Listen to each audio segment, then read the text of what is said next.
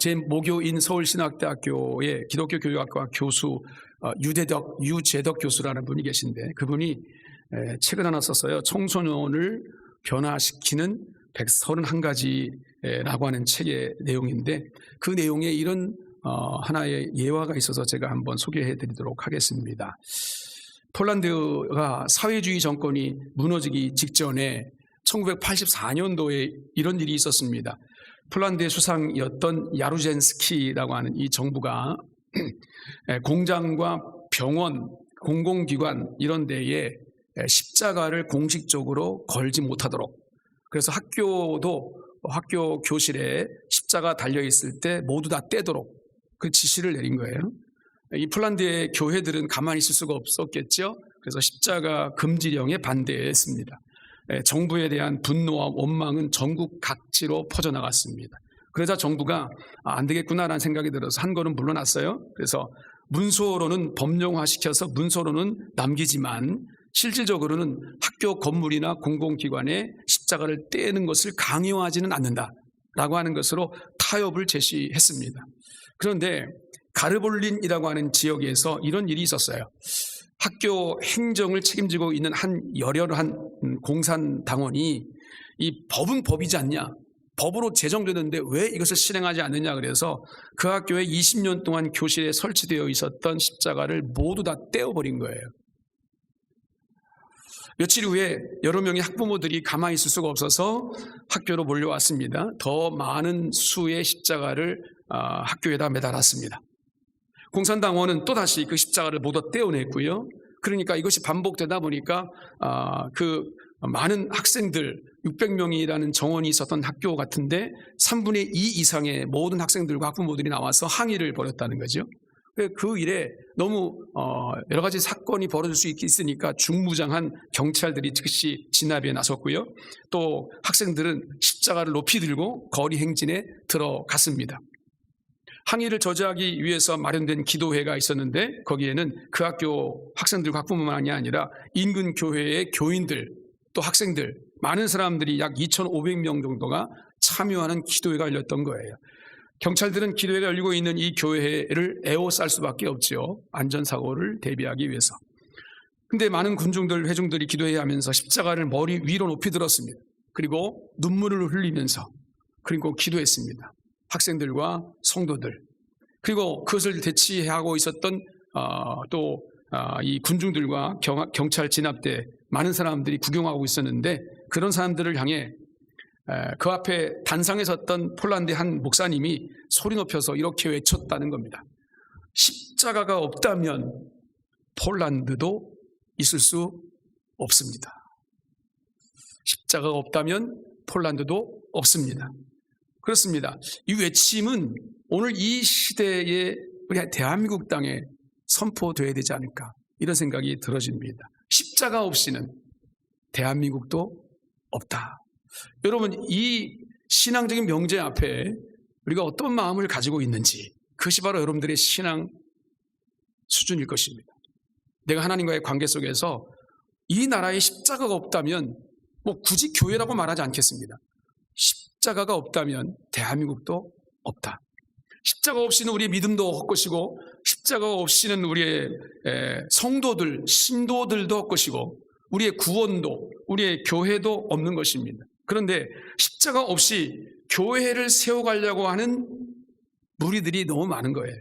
얼마나 많은 사람들이 십자가 없는 신앙생활을 영위하는지 모르겠습니다. 내가 그러지 않은지 한번 돌아봤으면 좋겠습니다. 오늘 본문에 사도 바울은 오직 나의 자랑은 십자가뿐이다 라고 그렇게 선포합니다. 오늘 우리가 본 이 갈라디아서는 우리가 잘 알다시피 율법과 할례를 강조하는 율법주의자들이 거짓의 가르침을 전하고 있었는데, 거기에 맞서서 오직 예수 그리스도를 믿음으로 우리가 구원받는다, 이신득의, 믿음으로써 우리가 구원을 얻는다, 의의를 얻는다, 구원을 얻는다라고 하는 이 복음의 진리를 아주 진하게 강조하고 있는 성경책이 갈라디아서입니다. 그러니까 행위가 아닌 오늘 오직 은혜로 성령의 능력으로 사는 것이 바로 우리 그리스도인의 삶이다, 이렇게 아는 것이잖아요. 인정하는 것이잖아요. 이것이 갈라디아서의 가장 주된 메시지입니다. 갈라디아 교회는 사도 바울이 1차 전도 여행 때 바나바와 함께 현재 튀르키예이죠. 남부, 그 튀르키예 남부였던 갈라디아 지방에 여러 도시가 있었습니다. 비시디아, 안디옥, 이고니온, 루스트라, 더베, 많이 들어보신 지명인데 이런 지명의 복음을 전하면서 세웠던 교회들이 많이 있었습니다. 그런데 거기에 유대인들이 바울이 복음을 전하는 곳마다 쫓아다니면서 방해를 했죠. 방해를 하면서 핍박 가운데도 많은 사람들을 예수를 믿지 못하도록 만들었습니다. 그 이방인들에게 복음을 전파하는 그 모든 하나님의 역사에 대해서 그들은 반기를 들었던 건데, 그러나 사도 바울이 다른 지역에 전도하러 간 그 잠시 틈을 타서 그 유대교의 지도자들 또 거짓 교사들이 침투해가지고 이 갈라디아의 지역에 있는 교회들의 신자들을 현혹시켰습니다. 율법을 준수해야 된다. 너희들 할례를 받지 않으면 구원 못 받는다. 그리고 저 사도 바울은 사도가 아니다. 거짓 사도다라고 그렇게 부정한 그런 어떤 거짓 가르침이 있었다는 겁니다. 이에 사도 바울이 다시 한번 서신서 펜을 들어서 쓰면서 율법주의와 거짓 가르침을 배격하고 복음의 정당성과 사도적인 이 권위를 변호하면서 신앙을 바로잡기 위해서 보낸 서신이 바로 갈라디아서입니다. 그래서 오늘 본문 앞에서도 율법을 지키고 할례를 받으라고 하는 이 율법주의자들의 요구가 나타나고 있는데, 그러나 바울은 그들을 향해 아주 담대하게 선포합니다. 오직 나의 자랑은 십자가뿐이다. 사도 바울이 이런 고백을 했다면 당연히 오늘날 21세기에 살아가는 우리들도, 여기 앉아서 예배를 드리는 우리들도 우리의 자랑은, 오직 나의 자랑은 십자가뿐입니다. 이것이 우리의 고백이 돼야 될 텐데, 한번 여러분 이 신앙적 명제 앞에 나의 자랑이 십자가인지 아닌지, 그 왜 다른 것들이 나의 자랑인지, 십자가는 아마 등수를 매기면 저 한 100등 이상 쳐져 있는지 한번 나의 신앙을 점검해 봤으면 좋겠습니다. 오늘은 기독교 신앙의 핵심적인 가치인 이 예수 그리스도의 십자가의 사건이 나에게 무슨 관계가 있을까라는 것들을 다시 한번 깊이 묵상하면서 주님께 한 걸음 더 나갈 수 있는 우리들이 될 수 있으면 좋겠습니다. 세 가지로 한번 말씀을 좀 나눠보겠습니다. 첫 번째, 우리는 십자가로 구원받았습니다. 그렇기 때문에 우리 자랑은 오직 십자가뿐인 줄로 믿습니다. 요한복음 19장 30절 보면 예수님이 십자가에서 죽으실 때 기록된 장면을 우리가 보면 주님이 이렇게 말씀하십니다. 예수께서 신포도주를 받으신 이후에 이르시되 다 이루었다 하시고 머리를 숙이니 영혼이 떠나가시니라. 이렇게 기록되어 있습니다. 예수님이 죽으실 때 하신 그 말씀, 마지막 7마디 말씀 가운데 다 이루었다 라고 말씀하시면서 운명하셨다는 거죠. 이 말을 헬라어로 우리가 잘 테텔스타이라고 하는 단어를 쓰는데, 이 테텔스타이라는 뜻은 빚이 갚아졌다는 뜻입니다. 상거래에 의해서 내가 값을 주고 그 값을 다 치루었다 라는 뜻이 바로 테텔스타이라는 뜻인데, 다 이루었다고 하는 이 말은 단순히 끝났다 이런 의미가 아니라 이제 완벽하게 완성되어져서 그 결과가 영원히 지속될 것이다 라고 하는 확정적인 의미가 있는 겁니다. 지불됐으니까 이제부터 너의 주권이 이제 완성되었다는 뜻입니다. 하나님의 계획이 완성되었다는 뜻입니다. 로마서 6장 6절에 보니까 이런 말씀이 있어요. 우리의 옛사람이 예수와 함께 십자가에 못 박힌 것은 죄의 몸이 죽어 다시는 우리가 죄에게 종로로 타지 아니하려 함이니 라고 말씀합니다. 또 우리가 잘 아는 고린도전서 1장 18절에 십자가의 도가 멸망하는 자에게는 미련한 것이요 구원받는 우리에게는 하나님의 능력이라 라고 말씀합니다. 이 말씀이 주는 의미가 무엇이겠는가라는 거죠.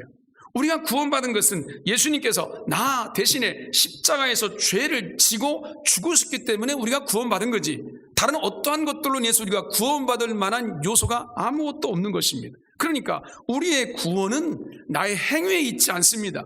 내가 어떤 행위를 했기 때문에 내가 구원받은 것이 아니다, 나의 공로가 아니다, 이 정도는 우리가 알고 있는 거죠. 적어도 우리가 나의 공로 때문에, 행위 때문에 나를 구원하셨어, 내가 이뻐서 하나님 나를 구원해 주신 거야, 이 정도의 착각을 하고 있는 우리의 어리석은 성도는 없을 거예요. 근데 여러분, 오직 십자가의 은혜로만 우리는 구원받습니다라고 하는 이 기본적인 기독교 신앙의 가치가 내 믿음 안에서 어떻게 흘러가고 있는지를 한번 돌아보자는 겁니다. 그러기에 십자가는 구원받은 모든 성도의 자랑일 수밖에 없는 거죠. 우리가 늘 전파해야 할 내용도 예수 그리스도의 십자가로 말미암아 우리가 구원받았습니다라고 하는 바로 이 복음이에요. 다른 건 아무것도 필요 없어요. 오직 예수 그리스도의 십자가로 당신의 죄가 사해지고 하나님의 자녀의 권세가 주어졌습니다라고 하는 이 복음의 진리만이 우리 가운데 필요한 것입니다. 여러분, 우리가 복음이라는 단어를 참 많이 이야기하지 않습니까? 복음 그 자체는 복된 소식입니다. 좋은 소식입니다. 이 뜻이 원래 어디서 유래됐냐면 전쟁에서 승리했을 때 그 승전보를 전하는 거죠. 우리가 승리했습니다. 승전보를 전한 그 승전보의 내용, 거기서 유래해서 나온 것이 바로 복음이라는 이 단어입니다. 그러니까 이것을 우리가 신앙적으로 정해보면 예수 그리스도를 통해서 구원의 소식이 우리 안에 완성되었던 그 의미를 전하는 거예요. 이것이 바로 복음이죠. 그런데 이 복음의 내용이 뭐냐는 거죠. 복음의 내용을 성경에서 우리가 확증시키면 바로 두 가지이죠. 예수 그리스도의 죽으심과 다시 살아나심, 부활입니다. 이 두 가지가 복음의 내용이에요.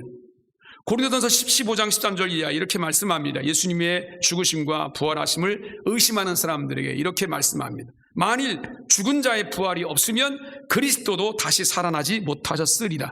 그리스도께서 만일 다시 살아나지 못하셨으면 우리가 전파하는 것도 헛것이요 또 너희 믿음도 헛것이며, 예수님의 십자가가 없다면, 예수님의 다시 살아나신 부활이 없다면 여러분 우리의 구원이 무슨 의미가 있습니까? 구원도 없는 겁니다. 그러나 주님이 우리를 위해 이 땅에 오셔서 나의 죄를 대신해서 십자가에 죽어주심으로 나의 모든 죄가 다 용서함 받는, 사함 받는 은혜가 임한 것입니다. 그리고 십자가에서 죽으신 이 주님은 부활의 첫 열매가 되심으로 인하여 이제 그 이후로 모든 자들이 다시 살아나신 하나님의 은혜 안에 하나님의 영광을 볼 수 있는 축복을 우리 가운데 허락해 주셔서 부활한 하나님의 영광을 거하는 모든 자들에게 다시는 아픔도 없고 눈물도 없고 죽음도 없는 영원한 기쁨과 정말 충만한 하나님의 영광이 있는 천국을 오늘 우리 가운데 소유케 해주신 줄로 믿습니다. 할렐루야. 이 믿음이 적어도 내가 교회를 다니고 신앙생활하는 오늘 우리 안에는 기본적인 복음의 내용으로 와 닿아야 됩니다. 이것이 우리의 자랑이잖아요. 이것이 우리의 기쁨이고 이것이 우리의 소망이잖아요. 저는 이것을 믿습니다. 예수 그리스도의 십자가 사건이 나의 사건임을, 나 대신 위에서 죽으신 사건임을 저는 믿습니다. 나를 위해 죽으신 그 주님께서 나를 위해 다시 부활하신 것을 믿습니다. 그러므로 나는 죽어도 다시 살아나는 하나님의 은혜 안에 있는 하나님의 자녀인 것을 나는 믿습니다.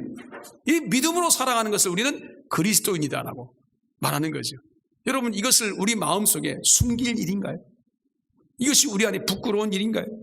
이것이 뭐 거저 얻은 것이라고 해가지고 이것이 뭔가 다른 사람에게 전하지 못할 만한 어떤 그런 아주 얄팍한 지식인가요? 그게 아니지 않습니까? 우리 가운데 가장 귀한 복음, 가장 귀한 소식, 생명의 소식, 구원의 소식, 하나님의 사랑이 우리 가운데 온전하게 나타난 십자가의 복음과 부활의 소식, 여러분 이것밖에는 우리의 자랑할 것이 없는 줄로 믿습니다. 이것이 여러분들의 자랑이 되시기를 주의 이름으로 축복합니다. 두 번째는 십자가로 인해서 나는 세상에 대해서 또 세상은 나에 대해서 죽었기 때문에 십자가는 나의 자랑입니다. 본문 14절은 이 십자가를 통해서 세상이 나에 대해서 죽었고 나도 세상에 대해서 죽었다라고 말씀합니다. 이게 무슨 의미가 있는가라는 거죠.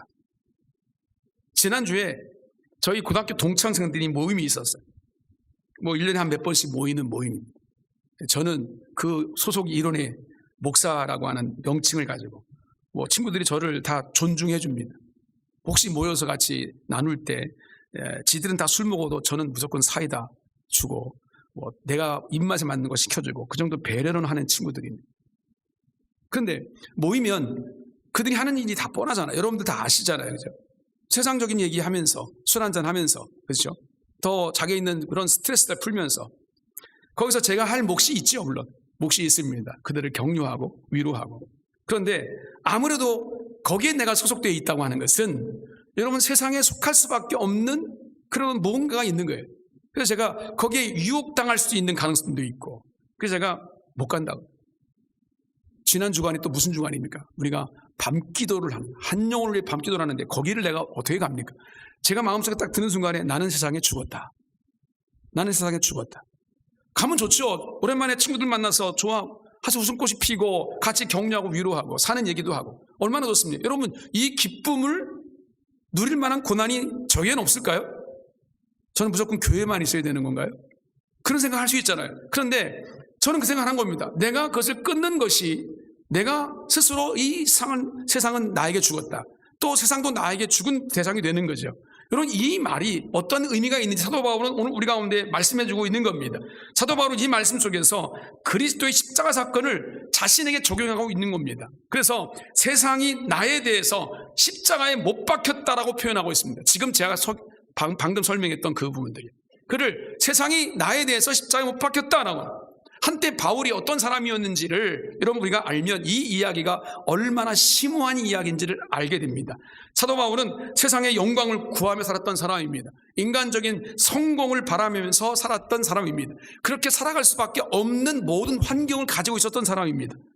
빌립보서 3장 4절부터 6절에 이렇게 말합니다. 나도 육체를 신뢰할 만하며 만일 누구든지 다른 이가 육체를 신뢰할 것이 있는 줄로 생각하면 나는 더욱 그러하리니 나는 8일 만에 할례를 받았고 이스라엘 족속이고 베냐민 지파이고 히브리인 중에 히브리인이고 율법으로는 바리새인이고 열심으로는 교회를 박해하고 율법의 의로는 흠이 없는 자다. 나는 이 정도면 말이죠. 그 당시 유대 사회에서 으뜸가는 많은 것들을 얻을 수 있고 인정받을 수 있는 세상적으로 정말 권세를 누릴 수 있는 그런 사람입니다. 자기의 자랑거리죠. 이 중에 한 가지만 가지고 있어도 자기의 자랑거리예요. 여기 로마의 시민권 얘기는 없지만 로마의 시민권이에요. 로마의 시민권자였어요, 사도 바울은. 이 정도면 부러울 것이 없는 사람입니다. 자기 자랑 들어오면 아마 일주일 내내 해도 자랑거리가 남아있을 정도로 그렇게 유명한 사람, 능력 있는 사람이에요. 과거에 바울이 얼마나 자신을 자랑하고 의지하고 성공을 바라보며 살았는지를 알 수 있는 내용이죠. 그러나 이제 바울은 고백합니다. 이제 바울은 그렇게 살지 않는다는 겁니다. 세상을 쳐다보지 않고 십자가만을 바라보며 산다라고 그렇게 고백하고 있습니다. 그래서 내가 세상을 향해 모든 가졌던 것들을 생각을 다 죽였고 세상도 나를 향한 생각이 죽었다라고 말하는 겁니다. 이제는 세상과 나와 세상은 관계없다라고 선포하고 있는 거죠. 그게 죽었다는 의미입니다. 그래서 바울은 우리가 아는 유명한 고백을 갈라디아서 2장 20절에서 하고 있지 않습니까? 내가 그리스도와 함께 십자가에 못 박혔나니. 다시 한번, 내가 그리스도와 함께 십자가에 못 박혔나니.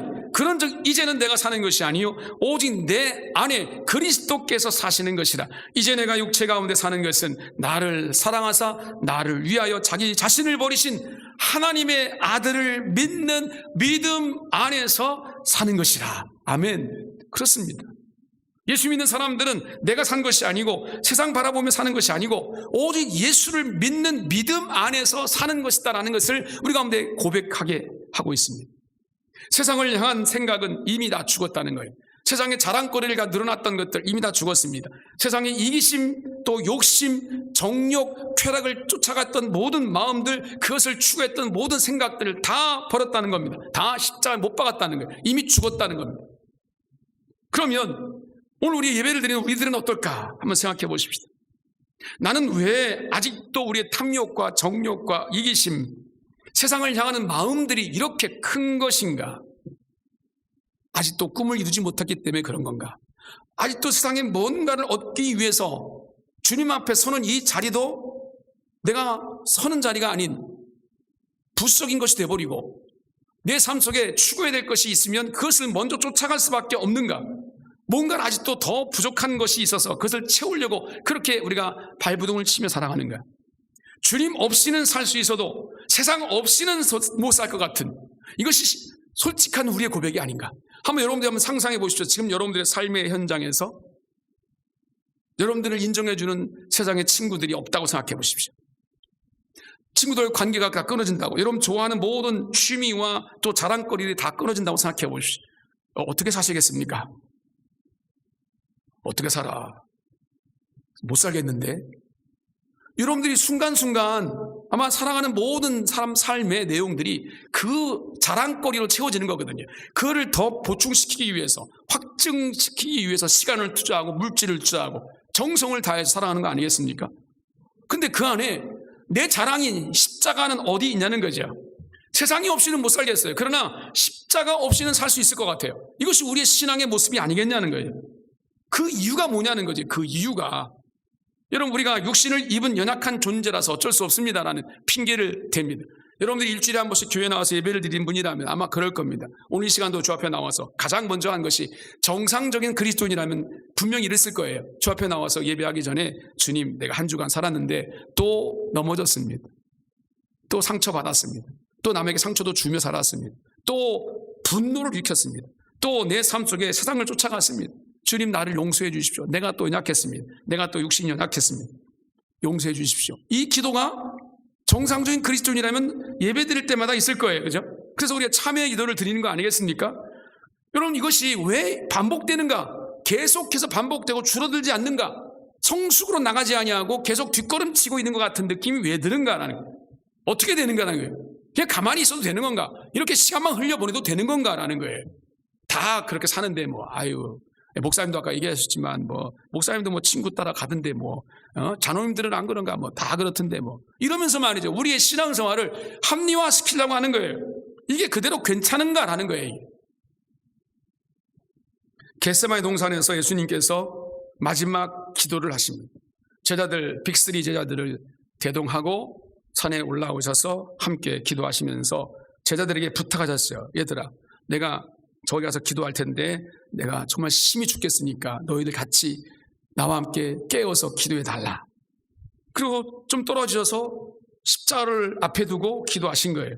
그런데 한참을 기도하다가 제자들 가보니까 제자들이 꾸벅꾸벅 졸고 있네. 아무 생각 없이 아주 편안하게 졸고 있는 거예요. 여러분, 이렇게 반복되어지는 과정 가운데 예수님께서 제자들에게 이렇게 말씀하셨어요. 마가복음 14장 38절에 시험에 들지 않게 깨어있어 기도하라. 마음에는 원이로되 육신이 약하도다. 이게 우리의 모습인 거죠. 우리가 이렇게 마음이 세상을 향해 나가는 것은 제자들처럼 연약한 육신을 입은 존재들이기 때문에 그렇습니다. 이건 맞아요. 육신의 연약함이 우리 가운데 있기 때문에 마음의 생각과 의지와는 관대로 한 주간 살아다 보면 여러 가지 많은 나의 육체적인 일들이 나를 지배해버려서 주님이 원하시는 일을 하지 못해요. 주님이 원하시는 일들을 위해 헌신하지 못해요. 한 주간 우리 연용을 위해 기도합시다 그래도 내가 마음은 있지만 그 자리에 참여할 수가 없어요. 이게 우리 현실이에요. 나무라는 게 아니라 우리 현실이라고 그게. 그러면 이렇게 살아도 되는 건가라는 거죠. 아니라는 겁니다. 주님께서 하신 이 말씀을 우리 마음 가운데 분명히 답으로 얻어야 돼요. 시험에 들지 않게 깨어있어 기도하라. 이게 답이거든요. 시험에 들지 않게 깨어있어 기도하라. 곧 세상을 향해 나가서 우리의 모든 걸 쏟아놓는 우리의 삶의 연약함을 그냥 방치하지 말고 깨어있어 기도해야만 이거 극복할 수 있다는 거죠. 깨어있어 기도해야 된다는 건데 여러분, 우리는 우리의 연약함을 알면서도 이 말씀을 순종하지 않아요. 깨어있어 기도하라 그러는데 깨어있지도 못하고 기도하지도 못해요. 이건 같은 의미이긴 하지만 깨어있지 못하니까 기도하지 못하는 거고, 그죠? 이 모습이 우리 현실이란 말이죠. 결국 연약한 모습 그대로 나는 살아갈 수밖에 없는 존재입니다. 하나님, 난 어쩔 수 없는 존재입니다. 여러분, 내가 그렇게 어쩔 수 없는 변명을 주님께 늘어놓고 살아가는 거란 말이죠. 이게 여러분 어떤 의미인 줄 아십니까? 마귀가 가장 좋아하는 일이에요, 이게. 예? 연약한 우리의 모습을 그대로 나는 어쩔 수 없는 사람이야. 내가 별 수 있어. 내가 목사님도 아니고 내가 장로님도 아닌데 내가 별 수 있어. 목사님도 장로님도 다 그렇진 않던데 이러면서 참 이상하죠. 그러면서 우리가 변명거리를 삼는데 이게 마귀가 가장 좋아하는 일이라. 진실한 그리스도인이라면 그런 상황 가운데 하나님, 내가 또 넘어졌어요. 또 연약한 나의 모습이 어쩔 수 없이 또 그 일을 하나님이 원하시는 뜻 앞에 순종하지 못했습니다라고 눈물을 흘리면서 주님 앞에 나와야 되는 것이 진정 거룩한 자의 모습이거든요. 근데 이게 합리화된단 말이에요. 계속 반복된 경험을 통해서 이게 당연한 것처럼 여겨져요. 갈라디아서 5장 24절에 이렇게 말씀합니다. 그리스도 예수의 사람들은 육체와 함께 그 정욕과 탐심을 십자가에 못 박았느니라 그랬어요. 그리스도 예수의 사람들은 육체와 함께 그 정욕과 탐심을 십자가에 못 박았다. 꽝꽝 못 박았다. 죽었다는 얘기입니다. 근데 오늘 우리는 그러지 못한다는 거잖아요. 무엇이 문제인가라는 거죠. 사도 바울은 자신을 세상에 대해서, 세상은 자신에 대해서 죽었다라고 말하는데 왜 오늘 우리는 그러지 못하는가라는 이 문제예요. 바울이나 나나 똑같은 사람이잖아요. 예수 그리스도의 은혜를 받은 사람이잖아요. 그 사람이 좀 더 열심히 있는 사람인지는 모르겠지만, 하나님께 더 헌신한 사람인지 모르겠지만, 똑같은 하나님 백성이란 말이에요. 똑같은 사람인데 왜 그 사람은 그래야 되고 나는 이래야 되는가? 비교가 너무 우위가 크지만, 그러나 오늘 우리도 한번 돌아볼 필요가 있습니다. 사도 바울이 심각하게 고민했던 것들을 보면 이것이 그 우위가 좁혀질 거예요. 사도 바울이 뭘 고민했는 줄 아십니까? 세상에 끌려다니는 자신의 육신의 문제 때문에 이렇게 고민했습니다. 로마서 7장 22절 이하에 이렇게 말씀합니다. 내 속의 속사람으로는 하나님의 법을 즐거워하되 내 지체 속에, 내 안에서는 한 다른 법이 내 마음의 법과 싸워서 내 지체 속에 있는 죄의 법으로 나를 사로잡는 것을 보는도다. 이 말이 무슨 말입니까? 내 안에 두 마음이 있다는 거예요. 하나님을 향한 마음과 세상을 향한 마음이 있어 늘 싸운다는 거예요. 그래서 이렇게 고백했습니다. 오호라, 나는 곤고한 사람이로다. 이 사망의 몸에서 누가 나를 건져내려? 이 사망의 몸에서라고 표현했어요. 죽을 것 같다는 거, 이것 때문에 사도 바울도 이런 고백을 했다니까요. 우리들만 그런 게 아니고 누가 나를 건져내랴. 여러분, 그러면 이 말이 안 된다는 그런 세상을 향해 나가면 안 된다는 그런 마음, 그런데 나는 자꾸 죄로, 소욕으로, 육신으로 나간다는 이 마음, 여러분, 이것이 사도 바울의 고민이었다는 것을 우리 가운데 대변해주고 있잖아요. 우리가 똑같잖아요. 다르지 않잖아요. 그러면 사도 바울처럼 우리는 어떻게 될 것인가를 우리가 해답을 찾아야 될 거 아니겠습니까? 어떻게 세상이 나에 대해 죽고 나도 세상에 대해서 죽은 모습으로 사도 바울처럼 살 수 있을까라는 거죠. 그런 삶이 가능한가? 가능하긴 할까? 우리 주변에 그런 사람들을 가능한 사람은 보긴 한 걸까?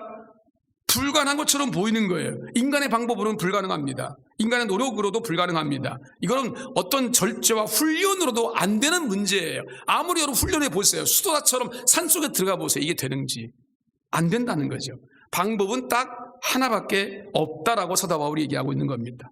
예수님께서 가르쳐 주신 대로 해야 하는 건데, 아까 말씀드렸던 것처럼 시험에 들지 않게 깨어있어 기도하라.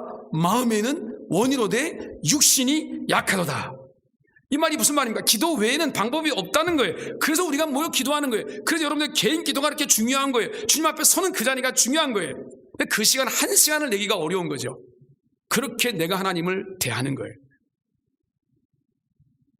여러분, 기도 외에는 방법이 없습니다. 우리의 연약함을 하나님께 아뢰셔야 됩니다.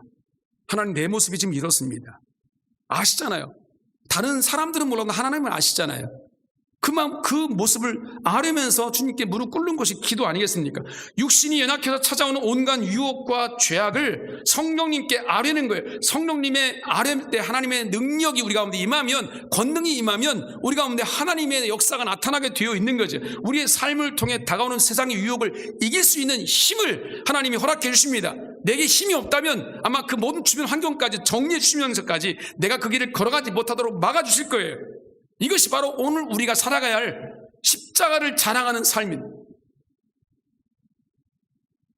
내가 과연 그 십자가를 자랑하는 삶을 살고 있는지, 육신의 연약함만 자랑하고 늘어놓고 변명할 것이 아니라 난 과연 그 연약함을 주님께 내어놓고 기도하면서 하나님의 뜻을 구하고 있는지 하나님 앞에 정직하게 한번 돌아봤으면 좋겠습니다. 세 번째는 십자가로 인해서 내가 새롭게 지음받았기 때문에 나의 자랑은 오직 십자가밖에 없습니다. 십자가로 인해 나의 죄가 죽었다고 말씀했습니다. 본문 14절에서 말씀하시는 대로 나도 세상이 나를 십자가에 못 박았고 나도 세상을 십자가에 못 박았다라고 말합니다. 그러면 그렇게 된 나를 하나님이 어떻게 하실 건가? 성경에 뭐 어떻게 한다고 그랬습니까? 새롭게 만들어 가신다 그랬어요. 오늘 우리를 변화시켜 간다고 말씀했어요. 그 대표적인 말씀이 고린도후서 5장 17절이잖아요. 누구든지 그리스도 안에 있으면 새로운 피조물이라. 이전 것은 지나갔으니 보라, 새 것이 되었도다. 아멘. 이 믿음으로 살아가는 자를 그리스도인이라고 말하잖아요. 우리가 옛 것입니까? 아니, 아직도 완전하지 않지만 새 것이 된 자, 이것이 바로 그리스도인의 권세고 하나님의 사랑이잖아요. 이것을 가지고 살아가는 것이 그리스도인이잖아요. 성경에 하나님이 쓰시는 사람들을 보게 되면 그들의 죄의 고백, 이 고백을 우리는 하나도 빼놓지 않고 볼 수 있습니다. 하나님 만났을 때 그들이 반응했던 반응을 보면 다 똑같습니다. 나는 죄인입니다. 이게 그들의 고백이었어요. 지난 한 주간도 우리가 밤기도 때 몇 번 나왔습니다만, 베드로 밤새도록 고기를 잡았는데 한 마리도 잡지 못하고 빈 그물만 끌어 올리다가 주님께서, 목수의 아들인 주님께서, 목수인 예수님께서 저 깊은 데로 가서 그물을 내려봐, 고기를 한번 잡아봐 하는 그 말에 순종했을 때 두 배가 가득 차는 만선의 축복을 경험했으면 할렐루야 할 것인데 그게 아니라 베드로가 어떻게 했습니까? 주님 앞에 무릎 꿇고 무릎 앞에 엎드려서 주님, 나를 떠나소서, 나는 죄인입니다, 이 고백을 했단 말이에요. 여러분, 베드로가 하나님 만났을 때 자신이 죄인인 것을 알았어요. 내가 어떠한 존재인지를 알았어요. 그 하나님의 긍휼하심이 무엇인지를 알아서 하나님께 무릎 꿇고 참회하고 있는 거죠. 나는 이런 인생입니다. 하나님, 나를 떠나세요. 나는 부정한 인생, 나를 떠나세요. 그런데 주님이 그를 붙으셨어요. 제자를 삼아주시고 제자로서 아름답게 성장시켜서 마지막에는 예수님처럼 십자가에서 그것도 거꾸로 못 박아 달려 죽는 그런 순교의 자리의 영광까지 이르렀던 자가 베드로입니다. 이것은 다윗도 그랬고 솔로몬도 그랬고 바울도 그랬고 모세도 그렇고, 여러분이 아는 성경에 있는 모든 신앙생활 했던 사람들을 다 꿀로 모아보세요. 다 그랬습니다. 똑같은 공통점입니다. 그들이 뭡니까? 자신이 죄인인 줄 알았어요. 내가 어떤 하나님 앞에서 어떤 자인 줄 알아서 나는 아무것도 아닙니다라는 고백을 하면서, 그리고 하나님께 붙들린 바 되면 하나님이 그를 붙잡아서 하나님의 뜻대로 사용하시는 것들이 바로 성경에 나와 있는 인물들의 모습입니다. 여러분, 그런 과정을 경험한 사람들은 이렇게 고백하지 않습니까? 사도 바울처럼 나의 자랑은 오직 십자가뿐입니다. 나의 자랑은 오직 예수 그리스도뿐입니다. 할렐루야. 이것이 예수님을 따르는 주님의 자녀, 좀 더 원색적으로 이해할까요? 천국 백성. 여러분, 죽은 이후에 천국 백성 되기를 원한다면 지금도 천국 백성이어야 되지만 그 천국 백성에 대한 공통점이 바로 그겁니다. 나의 자랑은 오직 예수님, 나의 자랑은 오직 십자가밖에 없습니다. 이게 우리의 신앙 고백이란 말이죠. 왜 이렇게 말한 걸까요? 십자가의 보혈이 자신을 새롭게 만들었기 때문에 이렇게 고백할 수 있는 거예요. 십자가의 보혈로 새롭게 지음 받았기 때문에 이런 고백을 할 수 있는 거죠. 생각해 보십시오. 여러분 자신도 예수를 믿기 전과 예수님 믿은 이후에, 교회를 나오기 전과 교회를 나오기 후 이 얘기가 아니고 예수를 나의 구주와 주님으로 영접한 그 전과 영접한 그 이유가 분명히 달라졌을 거예요. 달라진 게 정상이에요. 만약 달라지지 않았다면 여러분들은 예수를 믿지 않는 거예요. 생각이 달라졌을 겁니다. 살아가는 가치관이 달라졌을 겁니다. 뭔가를 보는 시각도 달라졌을 겁니다. 그리고 또 한 가지, 아직도 나는 부족하지만, 나는 말과 행동이 완전하진 않지만 이 모든 것들이 오직 주의 은혜로 주님이 원하신 하나님의 뜻대로 만들어져 간다고 한 새롭게 지음 받은 하나님의 피조물임을 고백하게 되는 거죠. 이게 바로 십자가의 능력이고 십자가의 은혜입니다. 이 경험하는 것이 바로 예수를 믿는 신앙인 거예요. 아까 말씀드렸던 고린도전서 1장 18절의 말씀대로 멸망당하는 사람들에게는 십자가가 아무것도 아닙니다. 무익한 것입니다. 미련한 것입니다. 어리석은 것처럼 보입니다. 그 여러분들 주변에 나는 예수를 믿습니다, 교회 다닙니다라고 말하면 아이고 어리석어. 그 시간에 이렇게 할 일이 많은데 왜 굳이 교회 가가지고 헛돈 쓰고 헛시간 들이면서 뭘 그렇게 살아라고 말하는 사람들, 그런 사람들이 다 우리에게 그렇게 말하잖아요. 십자가는 아무것도 아니라고, 무익한 것이라고, 미련한 것이라고, 어리석은 것이라고, 심지어는 조롱하고 멸시까지 한다고요. 그러나 십자가는 구원받은 사람들에게는, 우리들에게는 하나님의 능력이고 하나님이 주시는 힘이고 또 하나님이 주시는 하나님의 영광인 줄로 믿습니다. 여러분, 이 믿음으로 살아가는 거예요. 예수 그리스도의 십자가를 붙들고 나가면 그렇습니다. 하나님이 우리의 힘이시고 능력이 되는 줄로 믿습니다. 하나님이 우리의 힘이고 능력이라는 증거가 뭐예요? 기도하면 하나님이 응답해 주셔요. 성령 충만의 은혜를 주셔요. 그리고 은혜를 부어주시면서 하나님의 거룩한 소망이 무엇인가를 내게 계속해서 공급해 주시는 하나님의 은혜가 있다는 거죠. 여러분, 신앙생활 하는데 이런 은혜를 맛보지 않고 그저 억지로 마지못해 끌려다니는 것처럼, 찔리시는 분이 혹시 계실지 모르겠는데 누구에 의해서 끌려다니는 것처럼 여러분, 교회 나오고 신앙생활 한다는 것은 너무 힘들어요. 그러나 여러분, 예수 그리스도의 십자가의 은혜를 한번 경험해 보시라고, 나의 죄를 고백하고 그 은혜 앞에 서 보시라고, 주님께서 어떻게 나를 붙잡아 주시는지 그 십자가밖에 안 보입니다. 오직 십자가 자랑밖에 할 게 아무것도 없습니다. 그렇습니다. 말씀을 마치면서 우리가 세상을 살아가면서 많은 것들을 자랑하며 산다는 것을 한번 되뇌어 봅시다. 자, 한번 여러분 머릿속에 생각나는 것들이 뭐 있는지 한번 생각해 보세요. 내 자랑은 뭔가? 예? 내 자랑은 뭡니까? 나 학벌입니까? 지식입니까? 내 자랑은 뭘까요? 나의 가문. 가문 자랑하는 사람은 제가 별로 본 적이 없는데 가문 자랑하는 사람도 있을 거예요. 또 나의 자랑이 뭘까요? 나의 재력, 나의 스펙, 이런 것들이 자랑일 수도 있겠죠.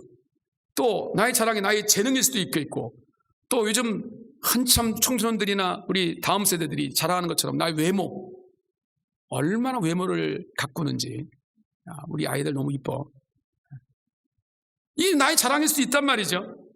또 여러분 가운데 거의 자식 있는 사람 가운데 거의 9할 이상은 다 갖는 공통점, 내 자식 자랑. 참 이거 얼마나 자랑하고 싶은지, 자식을 자랑할 것도 별로 없는 것 같은데 자꾸 뭔가를 자랑하고 싶은 마음, 저도 있고 다 있어요. 이게 우리의 자랑거리예요. 이게 뭐 이거 외에도 더 많이 있을 수 있겠지만 여러분, 이러한 자랑이 주님의 십자가와 무슨 관계가 있을까요? 여러분, 이런 자랑거리가 하나님의 은혜 앞에 우리가 설 수 있게 만듭니까? 이런 자랑거리가 우리를 구원하게 만듭니까? 이런 자랑거리가 하나님의 영광에 이르게 합니까? 오히려 이런 자랑거리 때문에 우리는 낙심합니다. 왜?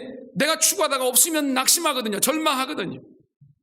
이런 자랑거리는 하나님과 나와의 관계에 아무런 소용이 없어요. 하나님이 주신 은혜로 감사할 뿐이죠. 그냥 혹시 이런 자랑거리가 있는 분들은 하나님 감사합니다, 그러고 말면 되는 거예요. 이게 우리의 구원과 아무런 관계가 없어요.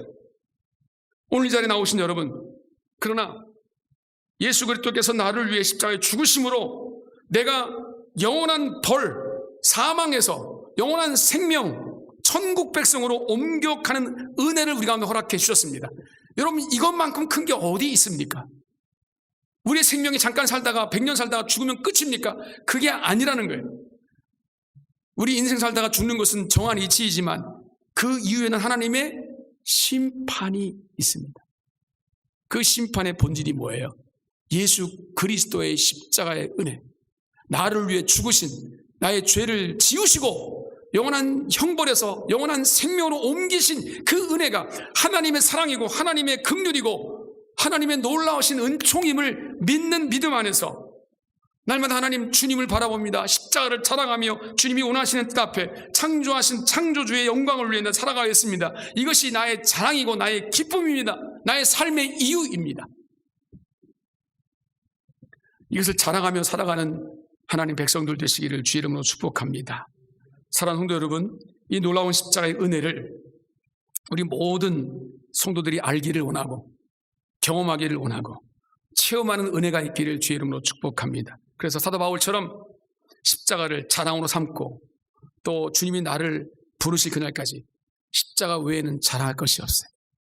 그 은혜를 선포하며 살아갈 때 하나님의 영광이 우리를 통해 나타나게 되고 주님의 뜻이 이 땅 가운데 아름답게 세워져 나갈 줄로 믿습니다. 이 놀라운 은혜와 사랑으로 날마다 견고해져 가는 우리 성도들 되시기를 주의 이름으로 축복합니다.